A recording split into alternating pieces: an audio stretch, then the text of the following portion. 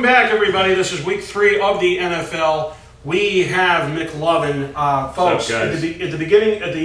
Later tonight. Okay, later tonight there will be a surprise video. Please, anybody that watches this, please tune in to my channel later tonight. There will be a contest for something really, really cool, and you guys can all enter into it. So we'll leave it at that. Now, in the NFL, there's a ton of stuff that has happened. So let's go into the news and notes of the NFL right now. And let's start with Miami. The Dolphins suspend linebacker Timmons indefinitely. He was AWOL over the weekend, and he was suspended indefinitely by the Dolphins. Did he play in the game? No, he was AWOL over the week. He never even showed up. He didn't. Did he fly with the team? I don't know. I have no idea. I don't think so. You all hear. Let's go right into it. Lawrence Timmons, the guy I remember down at Florida State, hell of a player. Played the majority of his career in Pittsburgh. Great player. Adds a lot to that defense.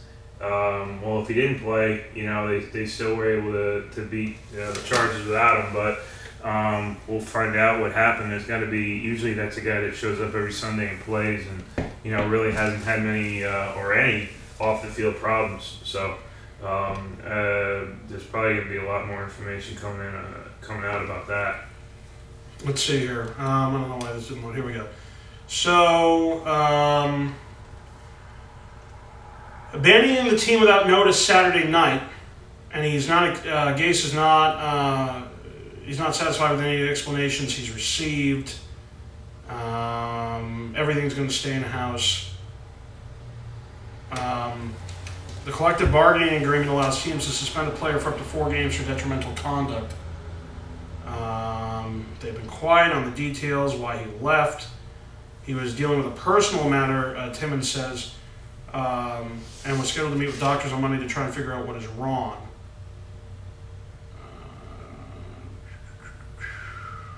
So, in light of Timmons' suspension, the Dolphins acquired linebacker Stephon Anthony in a trade with the Saints. Do you hear that? This is a washer. Okay. Miami is sending a 2018 fifth-round pick to New Orleans for Anthony. Anthony was a first-round pick for New Orleans in 2015. He hasn't played yet because of an ankle injury. So that's that. Yeah, but Timmons is a very good football player. I want to say this is his. I want to say this is his. At least his 10th year in the league. At least 9, 10, 11 years in the league. What, Timmons? Mm-hmm. So, that was an interesting, Miami ended up winning anyway. Who knows if they even need him. Well, they're gonna need him. Pat's laughing at me like I'm the stupidest comment he's ever said ever. So, the Jaguars claim wide receiver Jalen Strong off of waivers from the Texans on Tuesday. Any insight? Yeah, Jalen Strong was a very good player in college football. I think he was maybe a first rounder, maybe first or second rounder, third rounder, top pick. I guess it hasn't worked out but that's a big time pickup off the waivers. He's definitely gonna help them out a lot. Cleveland lost Corey Coleman to injured reserve. He broke his right hand for the second consecutive season. Yeah, Corey. Too much jacking off. Another receiver, rookie wideout last year, so this would be his second year. Had a lot of expectations, and apparently he hasn't really seen much of the field because he's been injured. So. We'll see what happens when he comes back. In a Bill Belichick kind of move, the Jets waived Khalif Raymond on Tuesday, 2 days after he muffed a punt against the Raiders. Well, I don't think the Jets are in a position to really. Bill Belichick can make those moves because he knows he's got another good player back there to do that. The Jets may be the worst team in the NFL. They're really terrible. Maybe they're just sending a message, but once again, you got Todd Bowles. Really, they may not win a game this year. They're that bad. I don't really see a team that they can beat in a 4-quarter game. They're that bad. They're terrible, and you're not going to see many New England fans caring about them. The Jets are who they are. They're a terrible franchise, terrible football team. They really haven't been relevant. Since Joe Namath was a quarterback back, 40, 50 years ago. So, I could. Well, they were relevant when Rex Ryan had them for the first 2 years. They went to an AFC Championship game. But relevancy, for 2 years they were. 2 years. I mean, they were. They were relevant. They were there. They almost. If they had won, they go to the Super Bowl. So with Mark Sanchez as I'm not saying they would have won. I'm just saying they were relevant at the time. That's all. But here's something you're going to love. Oh, yeah? Better Caps big weekend by nailing $263,000 parlay. So listen to this. With the Detroit Lions Monday night win over the New York Giants, a bettor at the MGM Resort Sportsbook in Las Vegas nailed a 5-team parlay worth $263,000 on a bet of $8,500. He also correctly picked Baltimore, New England, Kansas City, and Oakland. So on the spread, see? Yeah. So that's a case of a guy with money to throw away. I mean, if you're putting $8,500 on a 5-team parlay like that, a win of 23,000 or something. 263,000. 263,000 on a bet of $8,500. Yeah, I'm sure he didn't realize he won that until the game. I mean, no guy with a working class citizen is going to take $8,500 unless they're making a lot of money. But that's a hell of a bet there. Good for him. Michael Smith from ESPN explains that from the outside looking in, the suspension of Timmons seems rushed and harsh. Well, Michael Smith doesn't know unless he knows something that we don't.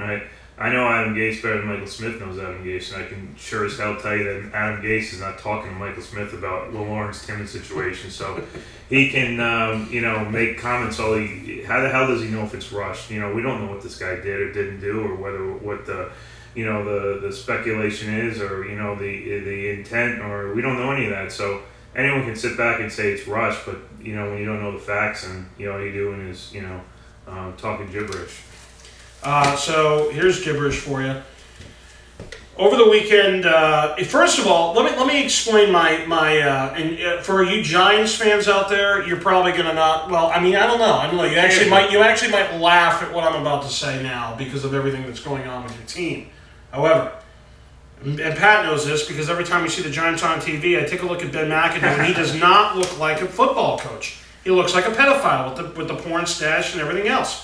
And he's sitting there and he's just thinking of different candies he can give to kids on the street. And he saw the first game this year, he's Shea against Dallas, which I couldn't watch after the first half. I'm like, Dallas is going to rape him.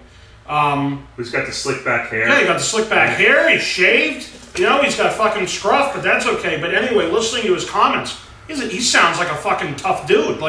He sounds like a football coach. He doesn't look like. Coach. Well, I know I know that he doesn't look like one. He looks like some schmuck. Yeah. But he fucking so anyway, if you've been living under a rock or you just tune into the show because you like me and McLovin and don't really like football. Hey, why not? Okay. Obviously, there was a. Now this is interesting. Let's dissect football analysis here. That's why we have McLovin on the show here. All right. So. It was a 4th and goal from the 2. And at the time, it was a 17-7 game. Correct. Okay? Yep. So you're down 2 scores. Yep. Okay? First half. So, first half. Yep. No, it was the third quarter. Was it the third quarter? I'm pretty sure it was the third quarter. Okay. I'm positive. Okay. Yeah, it was the third quarter. Yes, because I'll explain the analysis in a second here. So, it's the third quarter. I think it might have been early in the third quarter. Yeah. And so here's the deal. Yep. 4th and 2, play clock's winding down. Yep. They end up taking a delay of game penalty. They end up kicking a field goal and making it. Now, there are 2 sides to the coin here. Yep. People are screaming, why didn't Eli call a timeout? Why didn't McAdoo call a timeout? At least you call a timeout, you can then go for it. Other people have said, well, why would you call a timeout in that instance? Because God forbid you don't make it. Now you're still down 2 scores, and you blew a timeout for no reason, and there's still plenty of football left. You may need that later on. It might have been the first half. I don't know. It might have been late in the first half. I remember watching it. I was following it on my phone, and I remember it was 4th and 2, and they kicked a field goal. I didn't know the specifics. It might have been, okay, so correct us if we're wrong in the comments. It's either the end of the first half or it was fucking the third. I think it was the third quarter. But anyway, either way, the bottom line is so people are like, why the hell didn't you call a timeout? The coach should have called a timeout, blah, blah, blah. So McAdoo gets on the stand after the game, and he gets on the podium after the game, and he basically throws Eli under the bus and says, we have a veteran quarterback who's played a lot of football. I expect the snap to get off at that moment. That's why I didn't call a timeout. So then there are other people saying Eli did everyone a favor by taking the delay of game penalty because they didn't blow a timeout. Were they going to go for it? Yeah, they were going for it. They were definitely going for it. Definitely going for it. Okay, so if they were definitely going for it, then it's on Manning. I was going to say, if they were just up there to see if they could... What I'm saying is, if they weren't going to go for it anyway, then you don't burn the timeout. You just take the 5 yards and kick the field goal no matter what. Sure. No, they were definitely going to go for it, which I disagree with. I would have taken the points. That's what everybody. That's the other side of the coin. Everybody's saying they should have just taken the points because it's still a one-score game now at this point, and you have all your timeouts. I can see why McAdoo did want to go for it. They're at home. They're getting their ass beat by a Detroit team. They need to put some spark and life into it. I think that's on Manning, but remember in the past, Eli Manning he's had a lot of these situations. Remember with Coughlin and what was it, the running back that he threw under the bus two or 3 years ago, Jennings. And I forget who it was. Or Jennings said that Eli didn't know that we had timeouts in the huddle or something like that. Correct. So where there's smoke, there's fire. Ben McAdoo's a football coach. He's not going to want to be put in a situation not only to what happened on the field, but also be put on the spot on the post-game press conference. I think that McAdoo expects Eli, as a veteran quarterback, a two-time Super Bowl winner, to make the right decision there. I think Eli just screwed up. That's where I would leave it. When you lose, everything's magnified that much more. But Eli's got to do a better job, and I think Eli. I don't know if Eli's come out and said. No, he says I know he knows I can take it, so I have no problem with it. Yeah, because but everyone else is up in arms about why would somebody throw their own quarterback under the bus now. He's not throwing him under the bus. He's telling it like it is. He's saying I expect more out of my quarterback. Bottom line, I mean. I think if Belichick said I expect more of my quarterback, Tom Brady would. If he's going to make a comment like that, I'm sure Tom Brady agrees with him. I think we got to get over our feelings here, and we're here to win football games. And 4th and 2 to 4th and 7 is a gigantic difference. There's really no. In the timeout situation, that's why you have timeouts. But Eli Manning's got to know that. He's got to know that when the clock's coming down in 5, 4, 3, 2, he's got to understand where he is, how many timeouts they have. He's got to understand what the consequences are. And it just for as far as the Giants, it just doesn't mean it doesn't seem to me like they care about anything. For a team with the Giants with their passion of their fans and. All their history and they came out of the gates and they're bad. And whether Beckham is healthy or not, that still doesn't excuse, the poor football that they've played. So I hate the Giants and, I think if the Giants went 0-16, I'd be very extremely happy just because of all the garbage, that they've said about the Patriots and the fact of the matter is, when we really break it down, and I'm not an excuse guy, really, I'm not. I never will be. But the fact of the matter is that the Giants were extremely lucky on 2 plays in the Super Bowl. I mean, I think we can both agree on that. And what's done is done. They won the game. The Patriots lost. But come on, I mean, let's relax with Giants fans as far as being that much better than the Patriots, then and now or whatever.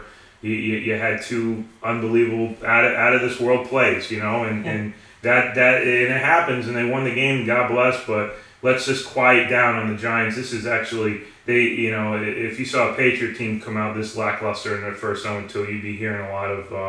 The last thing they'd be worrying about is Eli Manning calling a timeout. So sure, I like McAdoo. I know him. I worked with him in San Francisco for a couple of years when. He's a McCarthy guy. He's a no nonsense guy that So I don't put any blame on the pimp / child molester McAdoo. I actually like the change. I like the look. He went from a high school math teacher to Rico Suave. Sure. Well, when you're 10-6 in the playoffs last year, you can afford the gel cream. So. Here's what the Saints can't afford is a wasted first-round draft pick and a blow to the defense by trading Stephon Anthony. Well, I don't know much about the situation. I know the Saints have always been a club where they they get talent in there. They can just never seem to, get their hands on them and keep them there long term. I think the Saints, I look, when I think of the Saints, I think of, the bounty gate. I still will always think of that in Greg Williams and with Sean Payton. I think they're a dirty team. I don't like them at all. I don't like Drew Brees. I don't like anything about the Saints. I think they're nasty. I think that any team that goes out there tries to hurt. Maybe I take it a little bit more personal because it was against the 49ers and they want to end these guys' careers, and when you have a personal relationship, and I think the same group is still there. Okay, Greg Williams isn't there, but Sean Payton is still there. Mickey Loomis, all these guys. As far as them drafting talent, not being able to keep, I think that's on them. That's something you got to ask them. It's not a team that I'll root for, but I think it's too early to speculate whether this guy's going to be really good or not. But they need to do a better job of taking the draft. Sure, they stick around. So the depleted Texans signed cornerback Jonathan Banks after losing 2 corners to injury in last week's game. It seems like they've been getting off to a slow start. I think that defense is still very good when they're healthy. The injuries happen. Cornerbacks are, you can find corners on the street nowadays, and it's all more. You're never going to find a shutdown Revis guy on the street or Malcolm Butler or any of these top 10 corners in the league, but. If you can get a guy with good speed that has quick, can turn and go and really has a head on his shoulders and can play zone defense, you can really, fit a guy that really hasn't been part of the team and as a cornerback. So I think cornerbacks are not as difficult to find off the street to plug in and place, but at the same time, you can't. Once you get lower than your 30 or 4th depth chart on a cornerback, you're really going to be in a lot of trouble, and then. Offensive coordinators are going to focus on that, and that's where you get burned in the secondary there. So ex-NFL cornerback Tillman is training to join the FBI. Former Bears All-Pro cornerback Charles Tillman is training to become an FBI agent, sources confirmed to ESPN.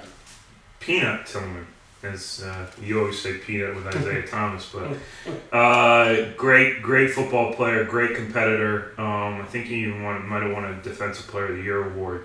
This is a guy that played all the way through the whistle, forced fumble. I think he had 8 or 9 or 10 forced fumbles in 1 year when he was with Chicago, when he was on that defense with Lance Briggs and Urlacher and the defensive line there.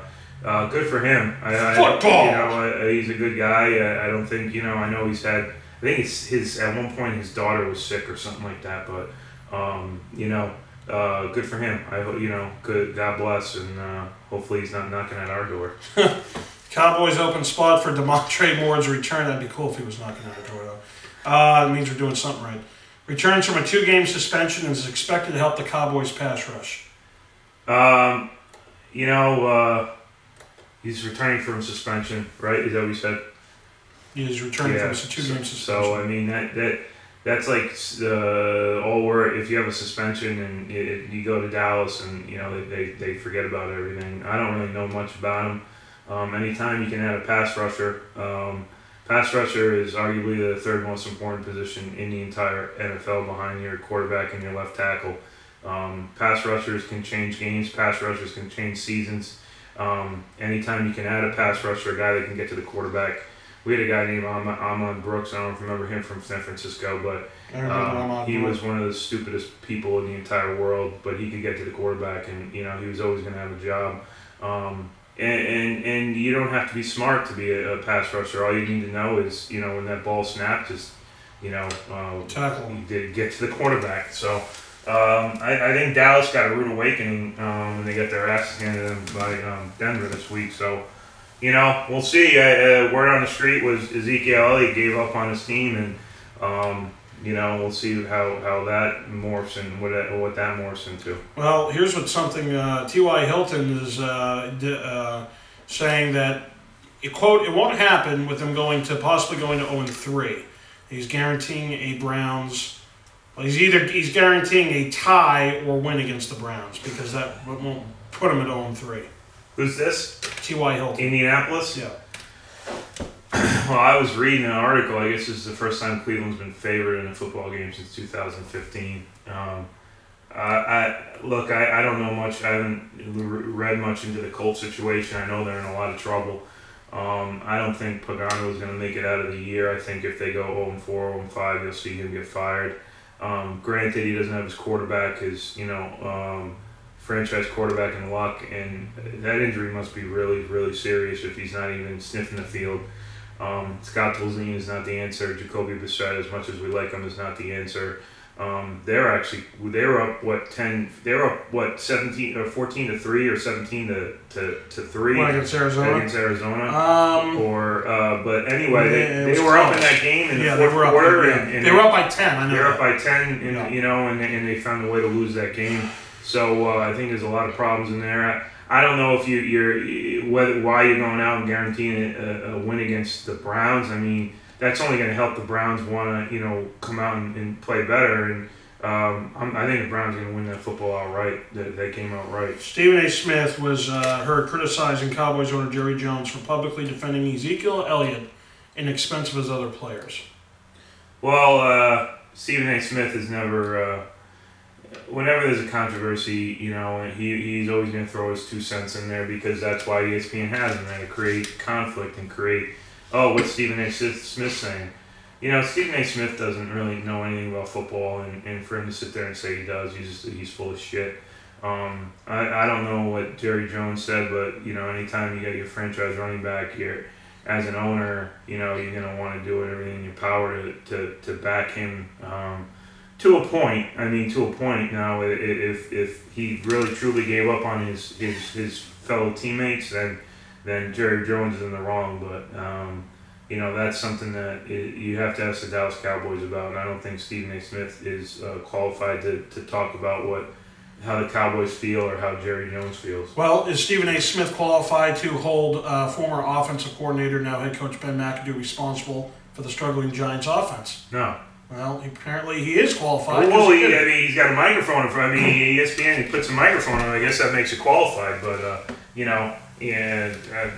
what was his comments on McAdoo? I don't know. I haven't watched the video, but he's just saying it's his fault.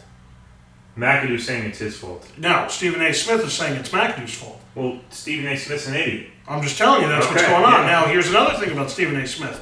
He defends Robert. We were talking about this last night, actually. I brought this up. Is Robert Griffin III still in the league? I don't know why I was thinking about it. Well, Stephen A. Smith defends Robert Griffin III's pedigree to be in the NFL despite the quarterback's negative reputation. Look, I'll say this again, and I'm not getting upset with you, Andrew.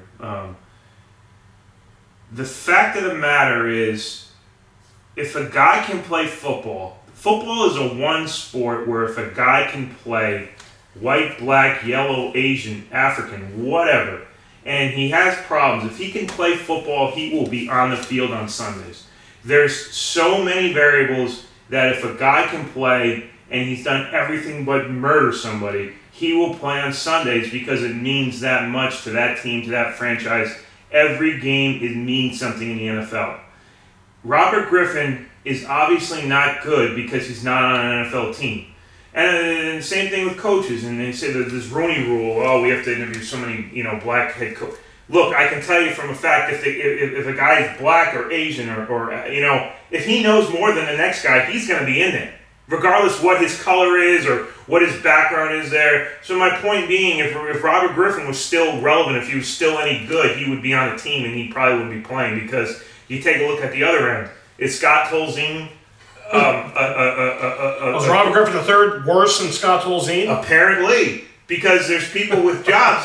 You think about it like this. Do you think they're playing Scott Tolzien instead of playing Colin Kaepernick so they can lose with a worse quarterback? No, they're going to... You want to win. Every win just keeps your job. I mean, it's not so much... It's being safe. The NFL is more about surviving and advancing and winning so you can have a job the next week or the next year.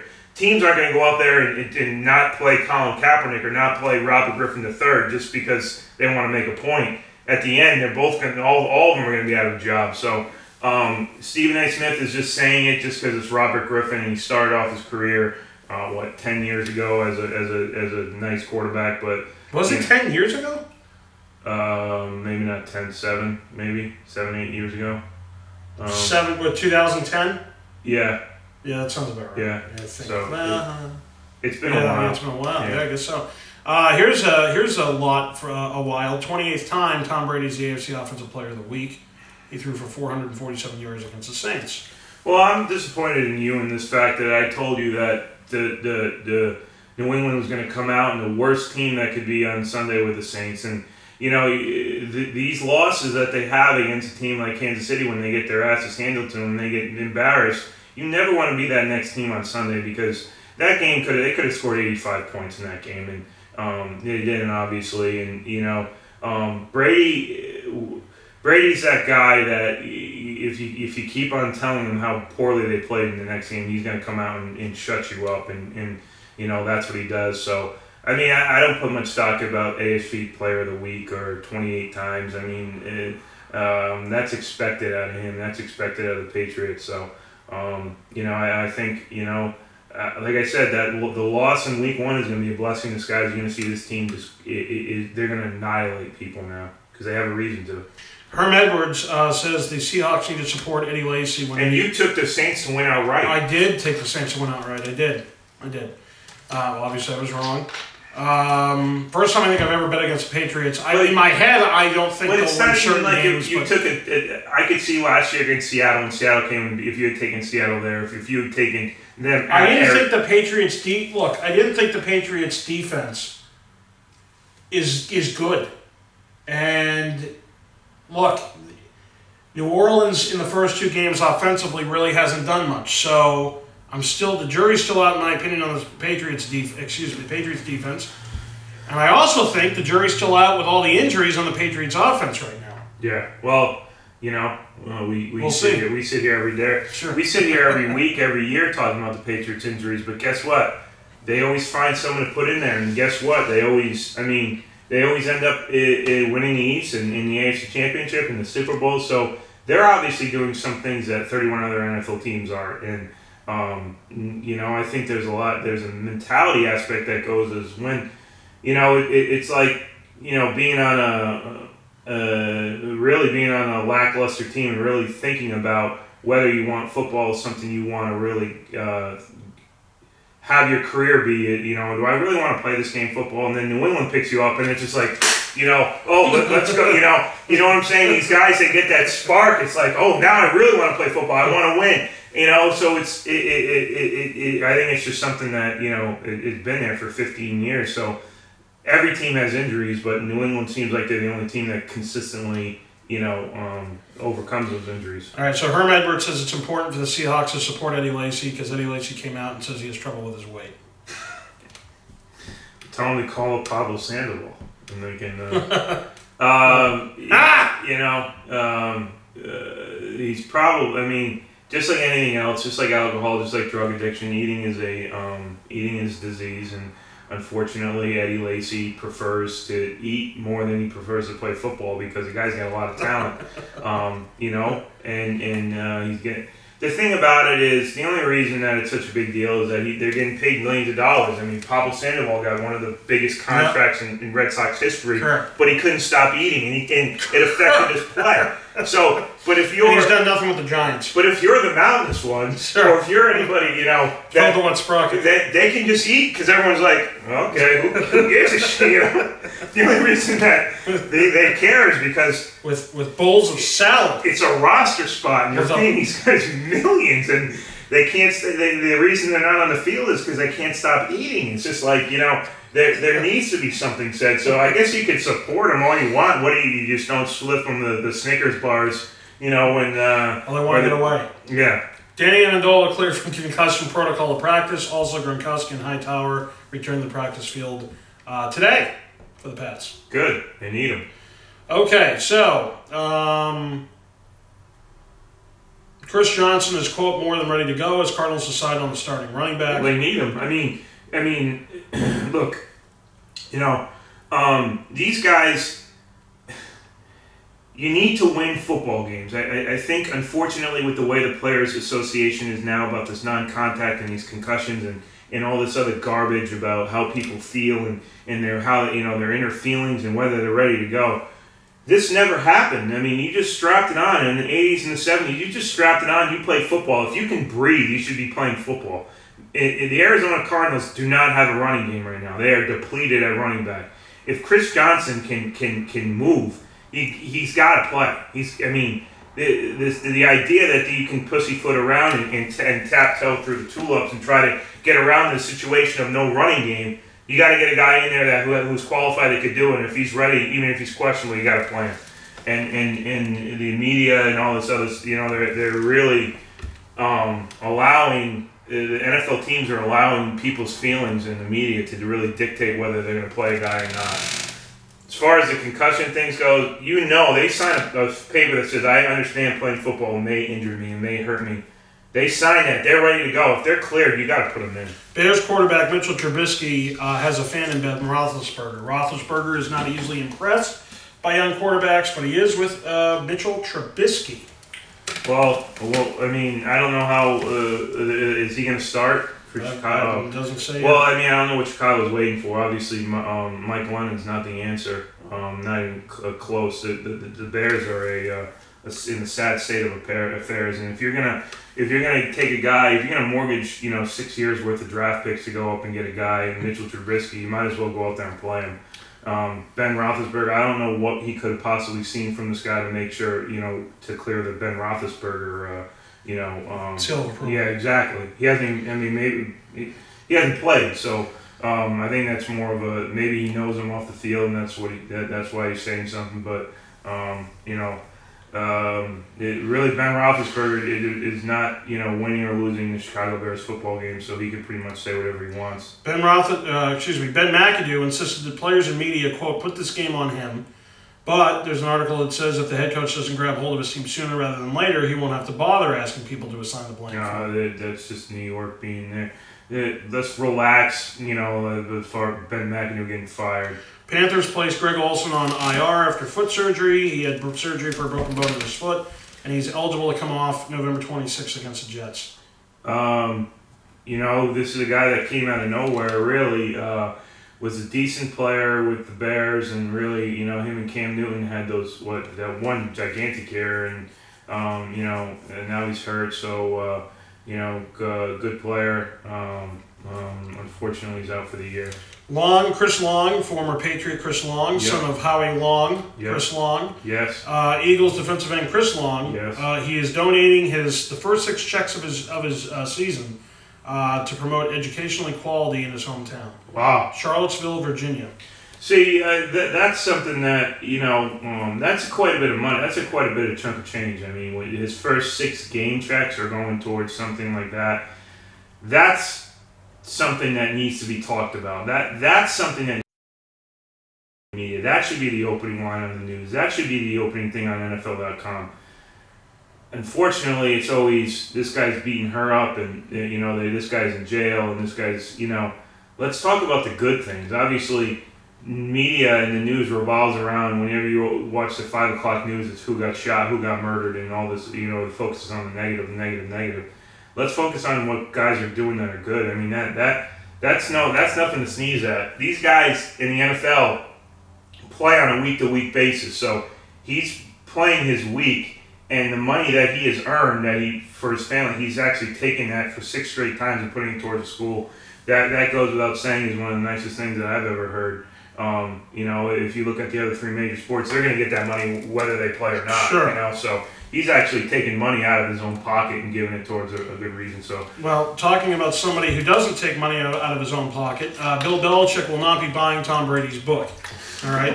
Since Bill Belichick sees Tom Brady every day, he doesn't plan on buying the quarterback's book anytime soon. He'll buy it. Now, my question is this. Let's assume he doesn't.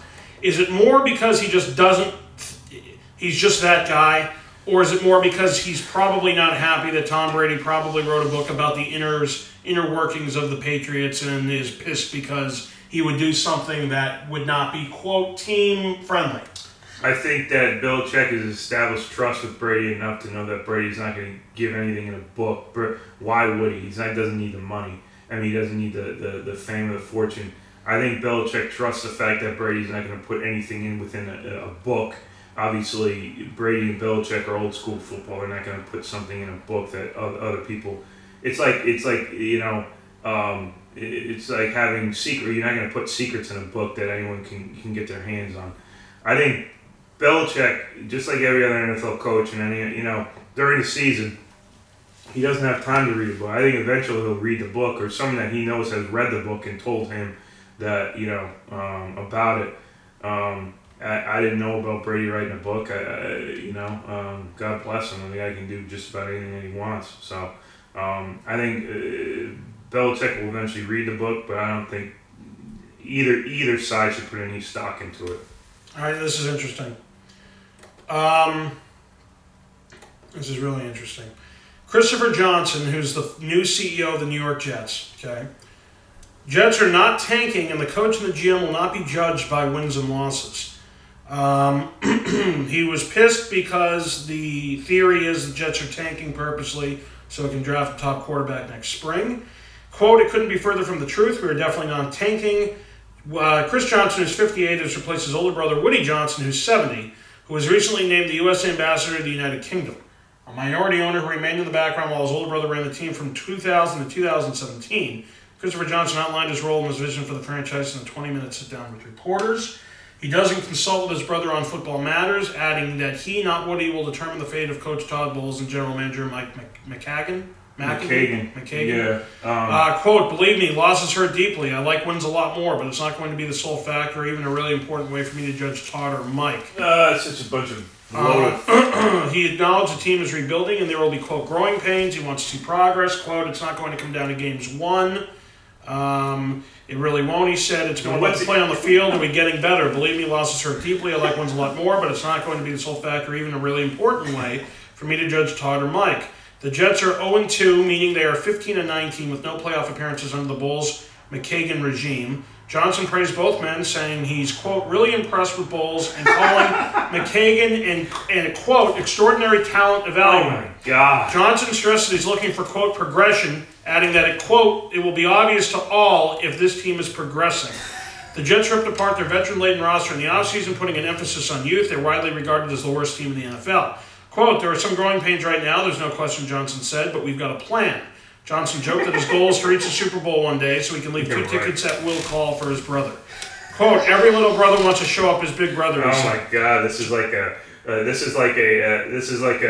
Dr. Seuss story. Johnson said this is a kid that I can tell you, this kid Christopher Johnson was a kid that was beat up as a kid. He was zero athletic ability. This is a kid that had the mother there, that he came in 9th place out of 11 and had to get a trophy. Bullshit. You don't. It doesn't come down to wins and losses. Johnson said he speaks frequently with his brother, but he said they don't talk about the Jets. Quote, over the years, he bounced things off me, and it would be great if I could do that with him, but he's a full-time job over there, Johnson said. We are not discussing football. He's out of it. He said, I'm stepping away from football. The ambassadorship is his full-time job. It's a huge job. Johnson said his brother offered some advice during the transition of power. Quote, it's your team, don't mess it up. Well, he's messing it up, and you know, I guess you could look at, for those amiables out there, that, oh, you know, it really doesn't come down to wins and losses. As long as everybody had fun. As long as we have a good time. I mean, this is a New York fucking Jets football team. I mean, do you think that if you're a Jets fan, you want to sit back and hear your owner talk about it's not about wins and losses and we're going to let this thing, you know, Jets fans are blue-collar workers. They go out there and work their ass off so they can spend money to watch this team play, and they're garbage, okay? This guy, Johnson, needs to... Every other owner out there is laughing at this guy and saying, "What? This is an absolute joke. This gives the NFL owner such a bad name that one guy who really controls everything is sitting there and saying it doesn't come down to wins and losses, and they're going to let this see if this progresses." Has he watched any of their two football games yet? Do they think this is going to progress? Absolutely not. They don't have any talent. They don't have any talent evaluators. Todd Bowles doesn't even know. He probably doesn't even know that they play football on Sundays anymore. This guy's so out to lunch. Woody Johnson, you know, anytime that you're going to take the ambassadorship for some irrelevant whatever over football, it means that you don't know anything about football. And Christopher Johnson is, unfortunate that he's going to run that team right into the ground. So. All right, well, listen to this. This is quarterbacks who have signed since Colin Kaepernick became a free agent. Listen to this. Okay. So Colin Kaepernick in his career is 12,271 yards passing, 72 touchdowns. He's 28-30, 30 interceptions with a completion percentage of almost 70%. Okay? You have Matt Schaub, who signed March 9th with the Falcons. He has 24,867 yards in his career, 133 touchdowns, 90 interceptions. Completion percentage is worse, and he's 47-45. Kellen Clemens signed with the Chargers on March 9th. He has 4,017 yards, 16 touchdowns, 20 interceptions. Completion percentage of almost 55%, and he's 8-13. Josh McCown signed with the Jets on March 20th. He has 14,242 yards, 79 touchdowns, 69 interceptions, completion percentage of 59%. He's 18-42. E.J. Manuel signed with the Raiders on March 20th. He has 3,500 yards passing, 19 touchdowns, 15 interceptions, 58% completion percentage. 68% completion percentage. I can't read this. What is with this font? This is either 64 points. Oh, these are sixes. So let me rephrase. Kellen Clemens has almost 65% completion percentage. McCown he has 69%, and Manuel 68.3. He's 6-11. Okay. Then you got Aaron Murray, who signed with the Rams. He's never played a snap in his life. He was signed March 22nd. Garrett Gilbert signed with the Panthers on March 24th. Never played a snap in his life. Mark Sanchez signed with the Bears on March 24th. 15,219 yards, 86 touchdowns, 86 interceptions, 67% completion percentage, 37-35. David Fales signed with the Dolphins on April 6th. 22 yards passing, 40% completion percentage. Matt McGloin signed with the Eagles on April 10th. 1,800 yards passing, 11 touchdowns, 11 interceptions, 68.1% completion percentage, 1-6 in his 7 starts. TJ Yates signed with the Bills on April 10th. He has 1,500 yards passing, 6 touchdowns, 8 interceptions, 68% completion percentage. He's 4-3. Alec Torgerson signed with the Falcons on May 1st. Never played a snap in his life. Sifu Liufiu. There you go. Whatever he is. Tampa Bay signed May 1st. Never played a snap in his life. Wes Lunt signed with the Vikings on May 1st. Never played a snap in his life. Trevor Knight signed with the Cardinals on May 2nd. Never played a snap in his life. Philip Walker signed with the Colts on May 4th. Never played a snap in his life. Nick Mullins signed with the 49ers on May 4th. Never played a snap in his life. Zach Terrell signed with the Ravens on May 6th. Never played a snap in his life. Taysom Hill signed with the Packers on May 6th. Never played a snap in his life. Tyler Ferguson signed with the Titans on May 11th. Never played a snap in his life. Cooper Rush signed with the Cowboys on May 12th. Never played a snap in his life. Skylar Howard signed with the Seahawks on May 12th. Never played a snap in his life. Eli Jenkins signed with the Chargers on May 12th. Never played a snap in his life. Matt Sims signed with the Falcons on May 15th. 196 yards passing, 1 touchdown, 1 interception, 48% completion percentage. Ryan Fitzpatrick signed with the Buccaneers on May 19th. 25,888 yards, 166 touchdowns, 133 interceptions, completion percentage of almost 70%. He's 46-69-1. Austin Davis signed with the Seahawks on June 6th. 2,500 yards passing, 13 touchdowns, 12 interceptions, completion percentage of 62%. He's 3-7. Zach Dysert from the Cowboys signed June 6th. Never played a snap in his life. Dane Evans on the Eagles signed July 23rd. Never played a snap in his life. Luke McCown signed with the Cowboys July 28th. 2,307 yards passing, 9 touchdowns, 16 interceptions, 61% completion percentage. He's 2-8. David Olson signed with the Ravens July 28th. Never played a snap in his life. Josh Woodrum signed with the Ravens on July 31st. Never played a snap in his life. Jay Cutler signed with the Dolphins on August 8th. I'm really not going to go into that because 32,467 yards. To a Super Bowl. Sure. 208 touchdowns, 146 interceptions, 62% completion percentage basically, 68-71. Thad Lewis signed with the Ravens. That's 4 fucking quarterbacks in the last 10. August 14th. 1,296 yards passing, 6 touchdowns, 4 interceptions, 61% completion percentage. He's 2-4 in his career.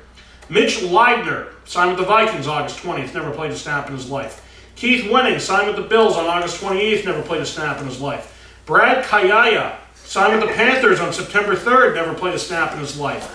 Joe Webb signed with the Bills on September 4th. Joe Webb, San Diego State. 863 yards passing, 3 touchdowns, 5 interceptions, 68% completion percentage. He's 1-1. Brock Osweiler signed with the Broncos September 4th, 6,000 yards, 26 touchdowns, 22 interceptions, 70% completion percentage. He's 13-8. And Ryan Nassib signed with the Jaguars on September 18th, 128 yards, 1 touchdown, 90% completion percentage. I liked Ryan Nassib coming out of Syracuse. So the long and short of it is, what is your take with, are all these guys better than Kaepernick? With the exception of maybe Jay Cutler. And Jay Cutler really, it's really it. Well, I was listening to all the names, and there are 2 guys, there's a reason why all those names are grouped together. It's because those guys, that's not your first guy that you went out there winning football games. 2 guys, Ryan Fitzpatrick and Jay Cutler, are probably the only 2 that you can make an argument for that are better than Colin Kaepernick. Sure. I think Colin Kaepernick has made his bed and he's sleeping in it right now, and it's uncomfortable. He's having nightmares because if we're sitting here talking about this in Pittsfield, Massachusetts, God, I can tell you that wherever Colin Kaepernick is really living it firsthand. But at the same time, he knew what he was doing, and is he that bad? No. But at the same point in time, look, these guys, don't come with a baggage that is gonna, bring negative light. And Colin Kaepernick, unfortunately, is very talented, but if he hasn't been signed by now, I don't know. I mean, well, who are they going to sign next? Glasses? Could be. Glasses let's go Mets over here. A contract for Glasses? Oh, Glasses over here. All right, over here. So let's go to the standings over here. And last week, against the spread, I went, hold on now, I went 10 and, wait a minute, that can't be right. Oh, no, here we go. Last week against the spread, I went 7-9. Oof. And McLovin went 11-5. There we go. And then, so for the year, I'm still in first, but only by 3 games. 17-14 against the spread. He's 14-17. And then Pick'ems, I went 11-5. McLovin went 14-2. He now has a game lead over me. 22-9. I'm 21-20. Yeah. Excuse me, 21-10. And then let's go to everybody else last week. Okay. Steve Goldman, 11-5. Yes to anything that is cool and awesome, 10-6. CV Gunn, 12-4. Lev Maker, 10-6. Dan McLean, 11-5. Thomas Edward Patrick Brady Jr., 12-4. Vadex 99, 14-2. Tied McLovin, but doesn't win anything, unfortunately. It was a tie. He didn't beat him. Caligai, 10-6. So here are the updated standings for the 8-team Monstro division. In first place, there's a tie for first between Thomas Edward Patrick Brady Jr. and Vadex 99. They're both 23-8. Tied for third, a game behind, we have CV Gunn and Dan McLean, both 22-9. In fifth place, 2 games out, we have Steve Goldman at 21-10. Oh, wait a minute. Yeah, tied for sixth. We have Yes to Anything That Is Cool and Awesome and Lev Maker at 19-12. They're 4 games out. And then in last place, we have Cali Guy, 18-13, 5 games out. So that's where it stands. Right now, overall, though, Thomas Edward Patrick Brady Jr. and Vadex are beating McLovin. They're a game up on them. So let's go right on to week 3. We have the Rams going into San Francisco. Rams are 1-1, first road game. 49ers are 0-2. They're 0-1 at home. Rams are favored by 2.5. Who do you have? Los Angeles minus the points. Okay, so hold on. A and P, we're both taking the Rams. All right, now we have Baltimore, Sunday in London, I believe. Yep. 9:30 in the morning Eastern Standard Time. We have Baltimore 2-0 going into London. Jacksonville's the home team, 1-1. Baltimore on the road, favored by, you know what I mean. Baltimore's favored by 3. I know you do, but who knows? Yeah. Baltimore 3.5-point favorites. Baltimore. Yep, I'm also taking them. Then we have Denver 1 o'clock games. Denver 2-0, first road game, going into Buffalo 1-1. They're 1-0 at home. Denver on the road, favored by 3. Denver -3. Correct. Pittsburgh 2-0, 1-0 away, going into Chicago, who's 0-2. They're 0-1 at home. Pittsburgh on the road, favored by 7.5. Pittsburgh. Okay, same here. Chicago is fucking terrible. Yep. Atlanta 2-0, 1-0 away, going into Detroit. This is a good game. 2-0, 1-0 at home. Atlanta on the road, favored by 3. Atlanta -3. Correct. Same thing here. Cleveland 0-2, 0-1 away. Indianapolis, who's 0-2, 0-1 at home. Cleveland on the road, favored by 1. This is a fucking tough one. Cleveland. Oh, you taking Cleveland? Yeah, oh yeah. They really haven't. They haven't played terrible. I'm taking Indy, by the way. I don't think the Colts are going to lose that one. They will lose. Well, Jacoby Brissett? I don't think so. But Cleveland they've had. Cleveland's. I mean, their defense is good. They started off with Pittsburgh and then at Baltimore. Sure. And they've been in both games. Sure. Tampa Bay 1-0, first road game against Minnesota, who's 1-1, 1-0 at home. There's no line yet. I'm taking Tampa. All right. Or whatever the spread is. Whatever if Minnesota's plus 4. Whatever it's Tampa. Well, the thing is the reason that there's no spread is they. I think it's going to probably end up being 3 points. I bet you Minnesota will be. Actually, Tampa Bay is a much better team. I mean, I guess we have to make a decision on that. What are we going to do? So you're going to take whatever the spread is. This will be a shenanigan game, but we'll count it. But whatever the spread is, it needs to count. No, that's what I'm saying. So whatever the spread is. So for example, if you're taking Tampa, whatever, then you're taking Tampa. But what if Tampa comes out and is a 10-point favorite? Then I wouldn't take Tampa. I'm with you. So what are we going to do? So I think this is for right now. We will make a pick, but then we have the option to switch it. Well, let's do it here. Let's do this. If Tampa, at what point if Tampa's going to be the favorite? Well, right? Let me see if I can. My computer. I can't get on the internet. Yours isn't even working. No. This one is. No. Doesn't make any sense. But it's restarting. But no. I was going to check to see if there's some. All right. Well, let's time out. Let's do this. Let's just go to CBS Sports and there's some shit. Hold on a minute here.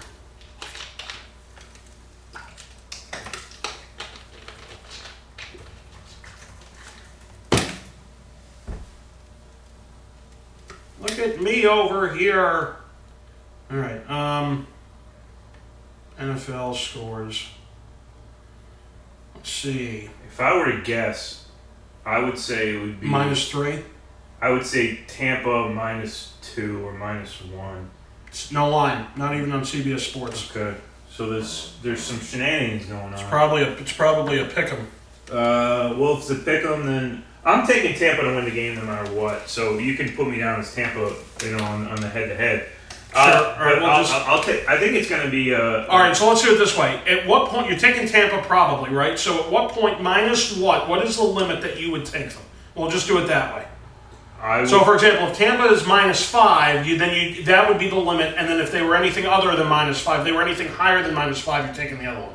We'll just say it right here. That's fine. So what are you going to do? What's the limit for you? Tampa -4. Tampa -4. All right. So you're taking TB -4. Anything else, you're taking Minnesota plus the points. And I'm going to do TB -5. Anything else plus the points. Well, let's just do it even. What do you mean? We have to do the same thing. No, we don't.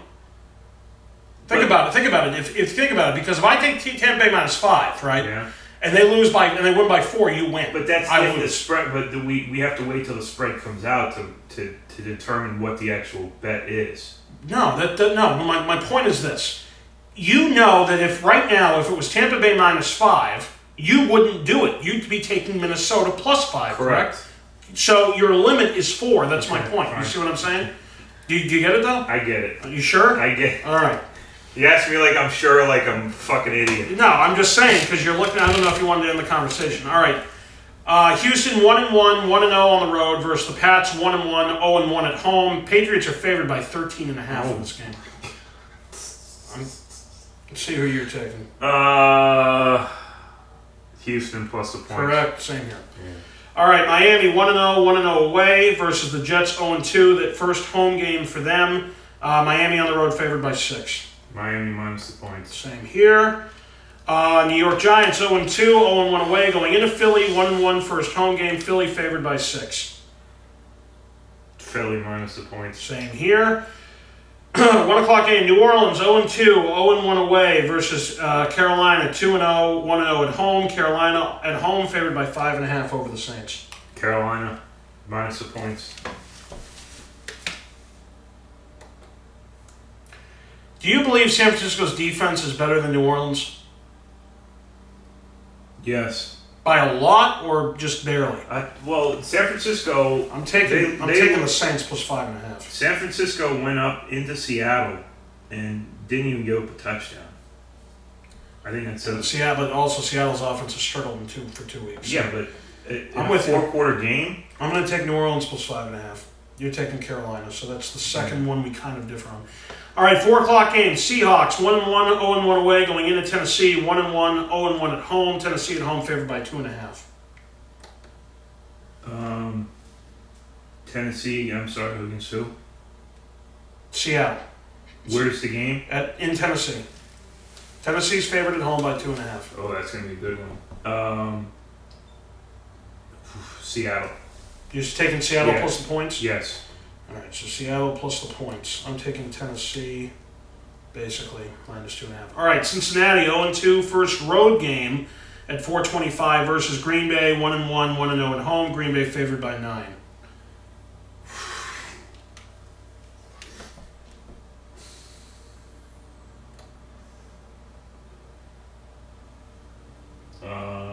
Zampese got fired, so who knows what's going to happen. They're bad.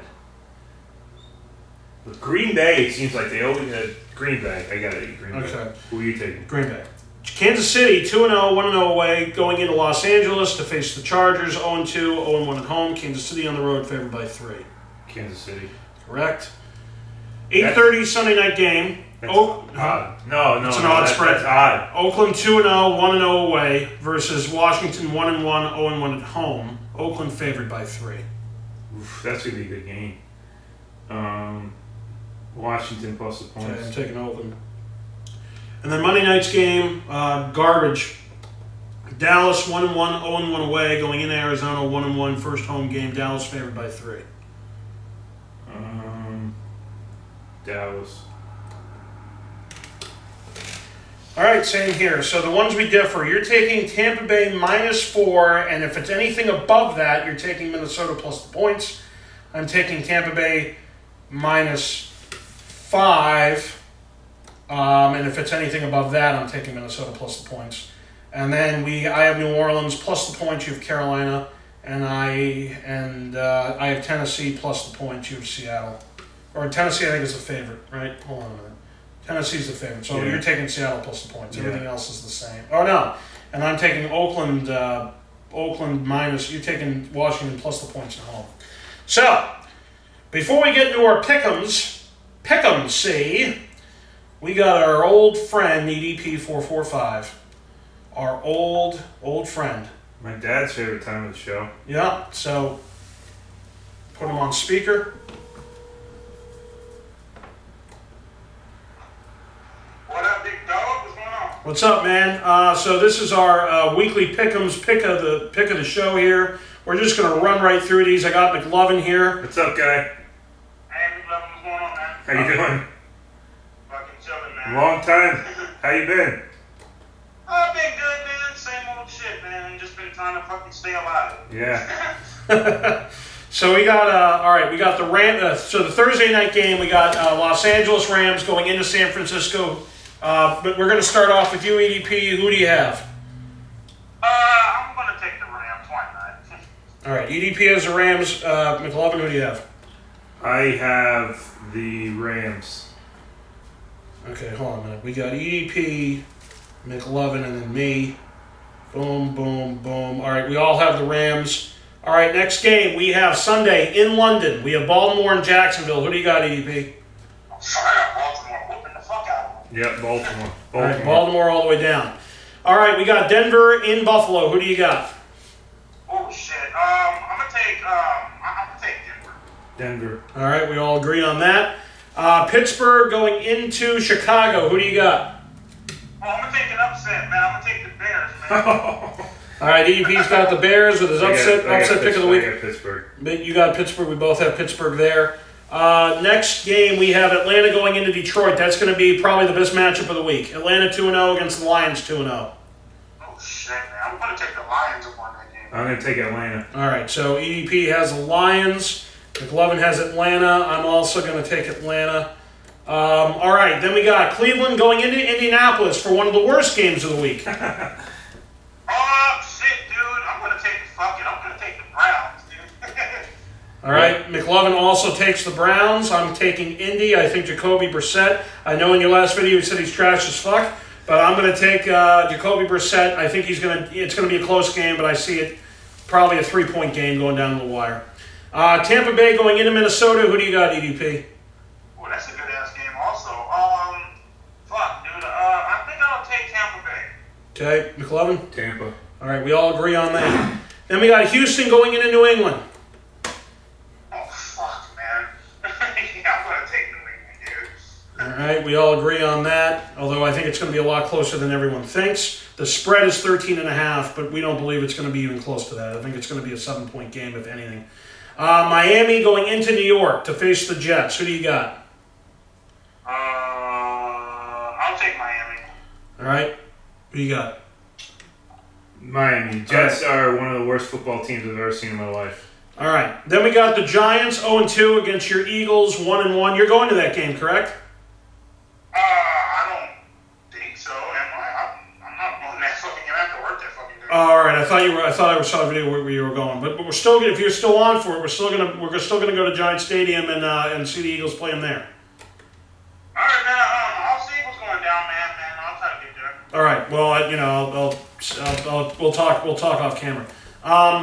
So we got Giants going into the Eagles. Who do you got? Fuck, dude. You know what, man? And this is how you know it's bad, dude. Whenever I pick fucking Philly to fucking kill their ass, dude. I'm going to take Philly in a 51-point blowout, dude. I agree. I don't think it's going to be 51 points, but definitely the Giants are in. Both the Giants and the Jets are two of the worst teams out there, so I'm taking Philadelphia. All right, we all agree. New Orleans going into Carolina. Who do you got? I'll take Carolina. Carolina. All right, I took New Orleans plus the points, but oh god, are they home? No, they're not. I'm going to take Carolina, but I'm taking New Orleans plus the points. All right, Seattle against Tennessee. Seattle's going into Tennessee. Who do you got, EUP? Oh, fuck, man. I'm going to take fucking Seattle, man. Seattle. All right, I'm taking Tennessee. Oh, shit. Yeah, I think Tennessee at home. They seem to be offensively, they're doing pretty well. Mariota's done okay. Yeah, I'm going to take Tennessee. Cincinnati, only because Seattle's offense can't get anything going, so we'll see what happens with that. Cincinnati going into Green Bay, that's going to be rape. Yeah, what do you got? Yeah, that's going to be a fucking rape case, man. I'm taking fucking Green Bay. Yeah, Green Bay. Green Bay all the way down. Kansas City going into Los Angeles to face the Chargers. Kansas City. KC. All right, all the way down again. And then the Sunday night game, Oakland's facing the Redskins in Washington. Who do you got? That's going to be a fucking good-ass game. I'm going to take Oakland, dude. I'm taking Washington. All right, I'm taking Oakland as well. Me and EDP agree on that. And then the Monday night game is going to be awful. Dallas and Arizona in Arizona. That's going to be a good fucking game, dude. You said it's in Arizona? Yeah. Fuck, dude. I'm going to take the fucking Cardinals, man. I'm taking Dallas. All right, I'm also going to pick Dallas. I think they're going to come back from that just utter rape of that Denver did to them. So, EDP, man, appreciate it. We're going to have you on all season long. I appreciate that. We appreciate you coming back for this season. The first 2 weeks I couldn't get a hold of you because we were doing it at all sorts of crazy-ass times because, obviously I had the loss of my dog and everything else, and I was dealing with a whole bunch of shit. But we're going to try to do it now every Wednesday around this time or earlier. I appreciate you coming back on the show. Anything else? Final thoughts? Nothing really, man. That's pretty much it, man. My condolences for it when I was fucked up, dude. I appreciate it, man. Oh, we got a huge Eagle. Where me and McLovin work, we got a huge Eagles fan His name is Chris Johnson. If you could give him a shout out, he'd probably shit himself and pass out with a fucking concussion. So, I got you, man. Shout out to my nigga Chris, though. all right. Thanks, man. We'll talk later, man. All right, man. Sounds good, bro. Y'all good, man. See ya. All right, that was EDP 445. That was week 3 in the NFL. Anything else? No, not really. Let's, love the NFL season. We got the baseball playoffs around the corner. It's all good. It's all good fun. At some point, we will have a regular sports show once a week when everything's settled and everything else. And remember, stay tuned for the surprise later tonight. For those of you who comment on the video later tonight, you will be entered. You'll see what it's about. Pray to God everything runs smoothly, because I will literally probably cry, or I'm about to go if it doesn't run smoothly. I know it's not jail. So, that's that. We'll see you guys later.